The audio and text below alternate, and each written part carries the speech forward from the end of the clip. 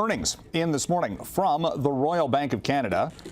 Big profits for Canada's biggest bank, $3 billion in earnings on a net basis for the first quarter of the year. The bank topped expectations on pretty much every level. They're hiking their dividend.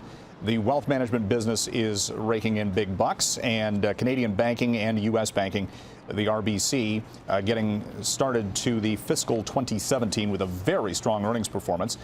This stock has gone up by 50% in 12 months. Typically, bank shares on an historic basis go up by about 10, maybe 15% per year. 50% gain over 12 months. Some of that is due to the fact that analysts have consistently underestimated what the big banks here in Canada would do. You look back on the RBC's earnings for the past couple of years. In 2015, the Royal Bank was the first bank to break through the $10 billion annual profitability level. That was in 2015, and the talk was then that the expectation was for things to slow down. That has not happened. CIBC yesterday reported strong earnings too, and it hiked its dividend. Stock price comes into the trading session this morning at a record high. Now, the interesting thing on Bay Street yesterday was the fact that the bank stocks were strong. The TSX was still down 49 points, down for a second day.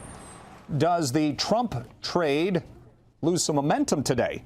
The Donald Trump inspired, we'll call it, rally for Wall Street, where the Dow has gained and hit records for 10 consecutive trading sessions, longest streak since 1987, could come to an end today, inasmuch as market forecasts right now have the Dow opening down by about 60 points and the S&P futures down by about 9 points.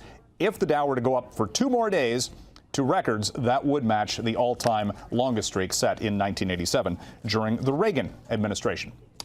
Canadian dollar starts the day at 76 1/3 cents U.S. It is up, but we'll get a reading on inflation from Stats Canada a little bit later on this morning. The price for oil holding above $54 per barrel. Kevin, back to you.